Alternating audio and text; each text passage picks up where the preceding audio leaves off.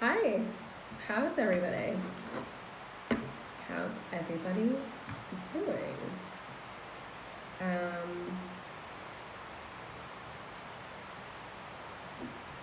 Hey, um, it is May 21st.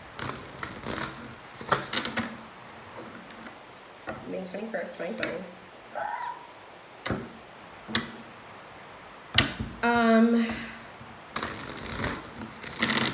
This reading is going to be for Pisces, Sun, Moon, and Rising.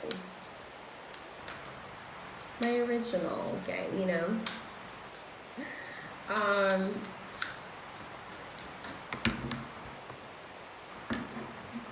I've been kind of took a little hiatus, I think, from posting videos for a bit. A lot going on. It's a crazy world. We know that. But you know, I'm back. Hey, hi, hello. And let's get into it. Put some essential oil on. Back, temples. Okay. Let's do this.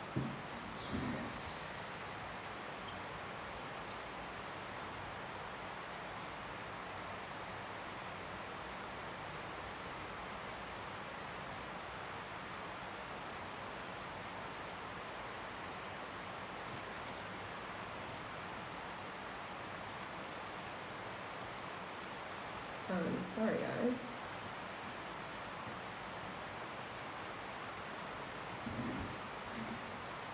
Okay.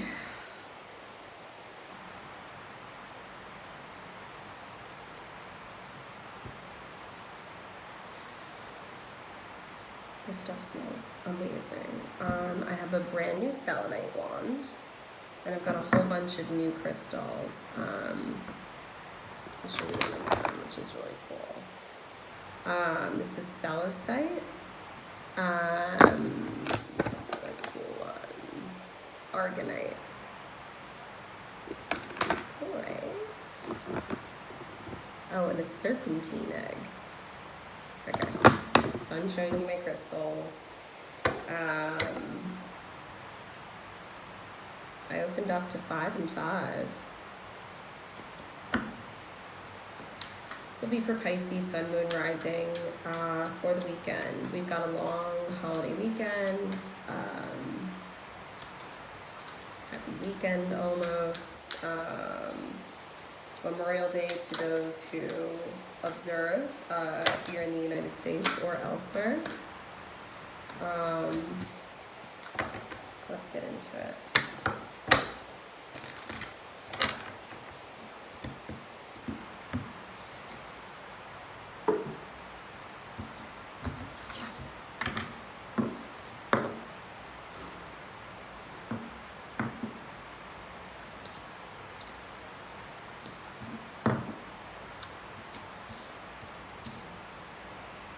Okay.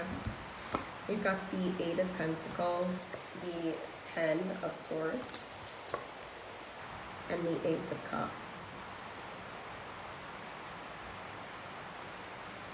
Pressure, work, and new beginnings. It doesn't have to be a new beginning in love, per se. You know, you think with the Ace of Cups, but it's like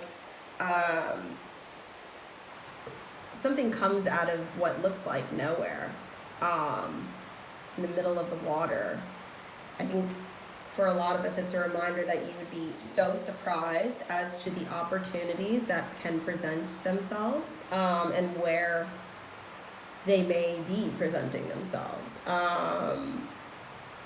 I'm hearing look behind the sun or look behind something. Opportunities that may not be like in plain sight, may be hidden behind closed doors, behind something. 10 of Swords, it can feel like we're falling, like free falling right now. Like we have no control of our like exoskeleton, like anything that provides structure, it feels like we have none of it right now. We're like, bleh, like we're like strings of we don't feel maybe strong in ourselves right now. Maybe we're tired from balancing too much at once with the Eight of Pentacles, with like that delicate, I feel like this very delicate, like if I make the wrong move energy, if I like step too much this way, I upset this person. If I step too much this way, then there's some sort of implication on me, is what I'm hearing. Some of you may just want to quit whatever that is and just free fall and let that go. I'm hearing like you're tempted to touch, like literally physically touch something. You feel like there's maybe an opportunity, and you can't see it outright, but you can almost like smell, hear, taste, almost like touch it, but you can't quite see it, so maybe it hasn't developed or come to fruition, whatever this opportunity might be. Let's do a quick reshuffle. Oh, there's 6 and 6. Goodness.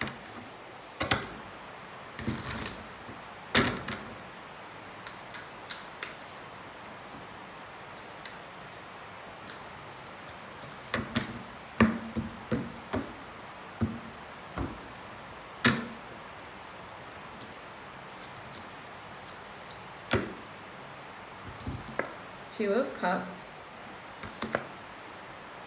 9 of Swords, so we have the 9 and then the 10 of Swords and then the Death card.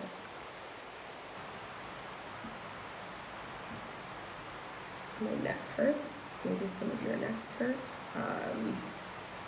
but feels like a time of either just like straight agony or straight like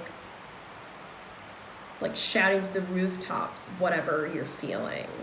Like you're singing it out loud, you're saying it out loud, or maybe you need to say whatever this is, whatever is on your mind out loud, because it's swords, it's mental. I don't know that you've communicated whatever this is yet, and hopefully you have. I think there's a zillion versions, different ways that you can communicate this. Don't worry about, I think too much, like, yes, delivery is important, but you might be overthinking this. You may be overthinking it. Two of Cups. It may have to do with offerings and opportunities to give to another emotionally. I'm not really feeling so much love. Could be though. Could be a love opportunity. But again, it's work and communication. It takes two to tango. It takes two in any relationship to make it work. And I think you are working to or wanting to reach higher ground. But to attain that, it's going to take a level of being, like opening up like these lotus flowers, opening yourself up to vulnerability, to hearing harsh truths and realities. We don't know how long this staircase actually is. It almost is like an illusion, right? As it points to its tip at the very top. So be prepared that the road may be long and that this is a journey, right? But at the top, this level of attainment, we have this lotus, this ever unfolding flower, really representing that like divine timing, divine love, divine partnership. It's beautiful. You know, we see one individual holding a white lotus and one a black over their head. Totally, I'm here, like there are absolutely like at least two differing opinions here, two people involved in this situation with just, I mean, one sees like one thing and it's just flip on the other side. It's like a seesaw. Can we reach a point of agreement. Can we agree to disagree? Will that work? This will take some time. Be patient. But say what it is. At least get it on paper is what I'm hearing. And then we have the Death card.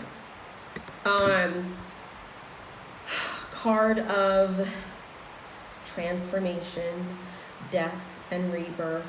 This is not physical death. This is more, I always say, like shedding of one's skin to be reborn, to be the most authentic version of themselves that they can be.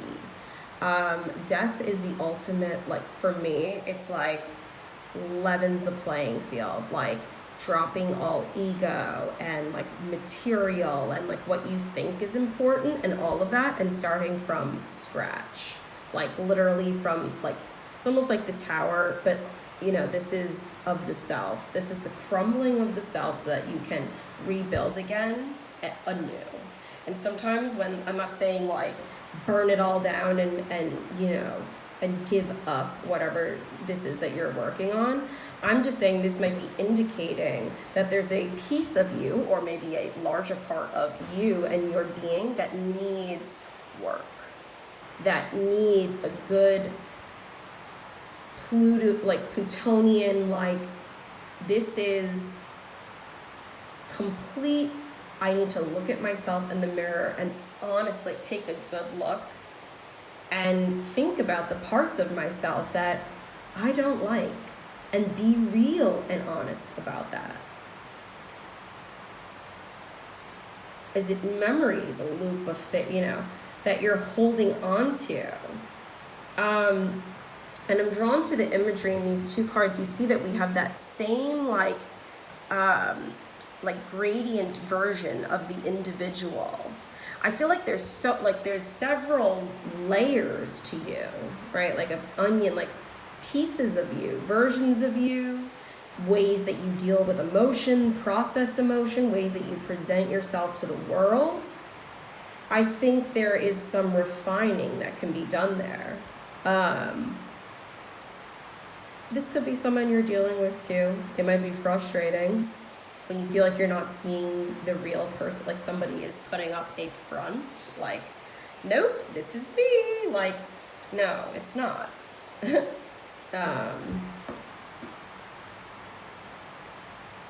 With the Death card, I also just want to point out there's nothing to sober us a little bit than mortality, and to remind us that we are here in this body, in this lifetime, with this soul.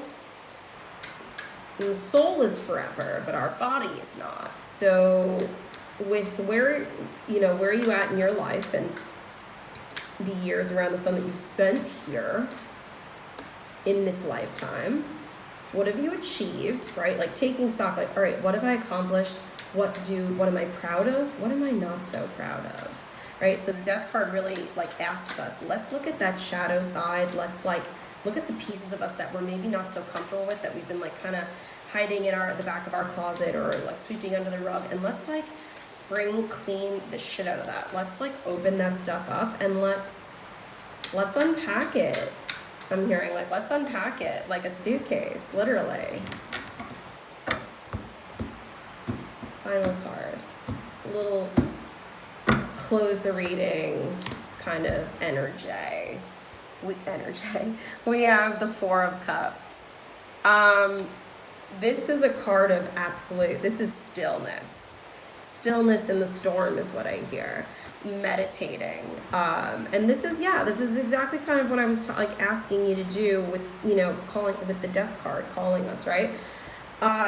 We're like, take yourself to a place that is peaceful for you so that you can find peace of mind. 9 and 10 of Swords, I can tell you that there have been some sleepless nights for you guys. Nighttime, like right before you go to bed, is not the best time to start unpacking your thoughts and thinking of how to improve yourself. Like you could be up all, that's not a meditative state, that's like a manic state. I want you to find a place where you can get grounded, sit on the floor, and really get back to the basics for you. What is it that you're here to do? If you don't know what that is, trying to find out what that, like starting with, what do I like to do? What gets me excited? How can I serve the people around me, my family? Like, how can I be the best version of myself? And that doesn't always mean giving yourself over and doing everything for everybody else. I'm not saying that. But asking these questions. Maybe you give too much to other people and you don't fill up your own cup and have enough reserve for yourself. Maybe that's what it could be, a multitude of things, as this is a general reading.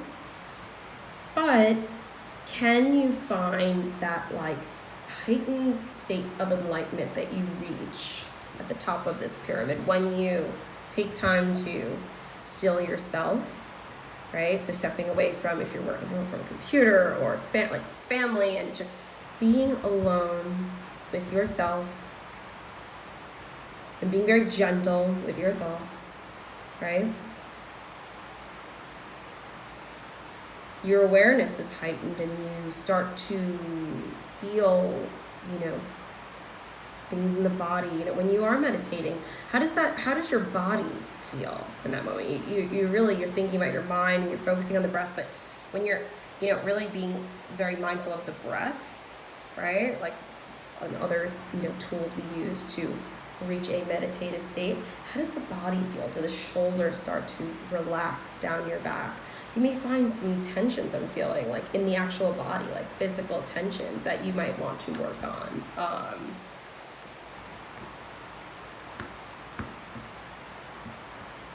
Definitely need to do some deep belly breathing, for sure. For sure. All right, guys. That's what I've got for you today. I will see you soon. Yeah. Okay. Bye.